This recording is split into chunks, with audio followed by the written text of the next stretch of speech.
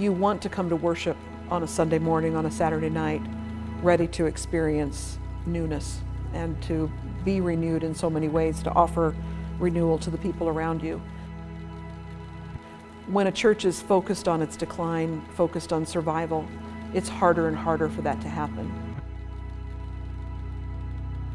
I did some analysis of our finances, figured out that with the endowment money that we still had on hand, the rental income that we were receiving, and the donations from the congregation, that we had anywhere from 5 to 10 years of life left. And then put the question to the leadership and to the congregation, what do you want your legacy to be? Do you want to spend down until we're done, or would you like to find another way? And they absolutely wanted to find another way.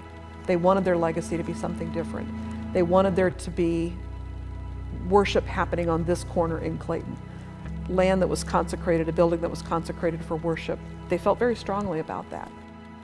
It was a God thing that they made their decision that they wanted to find a new way at about the same time that the gathering was also looking for places to expand.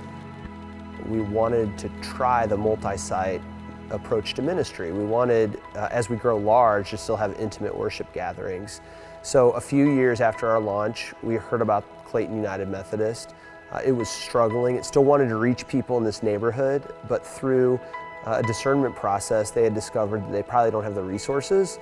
And so they made what I think is a really courageous decision. They invited us in to talk about this multi-site idea, and after hearing about it, they made the decision to close, to gift their building to the gathering. And so we started our second site in the Clayton United Methodist Church.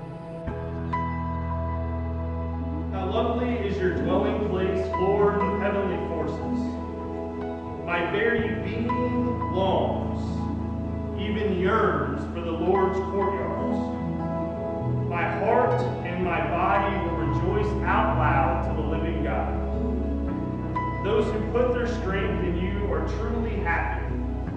Pilgrimage is in their hearts. And as they pass through the valley of tears, they make it a spring of water. Yes, the early rain covers it with blessings.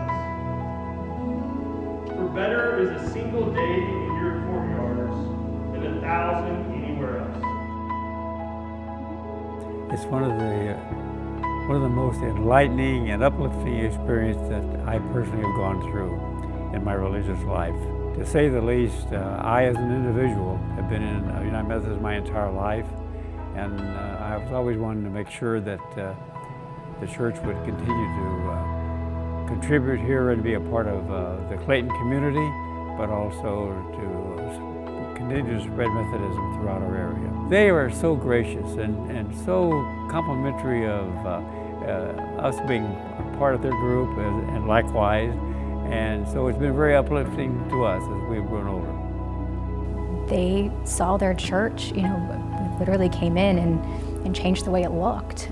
We had to be sensitive to, their thoughts, their feelings, and try to make sure that it didn't feel like we were coming in and just taking over. We really wanted it to feel like a joint congregation. With this congregation, with the story, I really hate the word closure, because I think in many ways they didn't close, they actually gave life to something else. And I applaud them for that. They said, okay, we're gonna make a decision that may not be the best decision for us, but we're gonna make the best decision for the kingdom. But I think that's the importance about a congregation that buys in. It's not just the pastor doing it, it's not just the leadership doing it, it's everybody doing it together, cheering one another on and supporting one another. And so I think that, for me, is kind of the water that runs underneath everything else. Most people in a church cannot let go of what worked for them, what they loved, and give it away in order to potentially reach new people. They put the mission of Christ ahead of what they loved and what worked for them. They didn't know what it was going to look like. They didn't know if it would work. But they said, we'll end early, by the way. They did not yet have to close. It was coming, probably in a few years. But they said, let's put away what worked for us, what we love, because we care so much about reaching new people and sharing Christ with them. Being able to be so humble to just let go and to give something over and to say, we trust that God is at work here, and that good things are going to come of this. And so we're going to let that happen in whatever way we can. Their faith was what inspired me through all of that. They were, for the most part, not very doubtful at all about what they were doing. They trusted that this was where God had taken them and where God wanted them to go.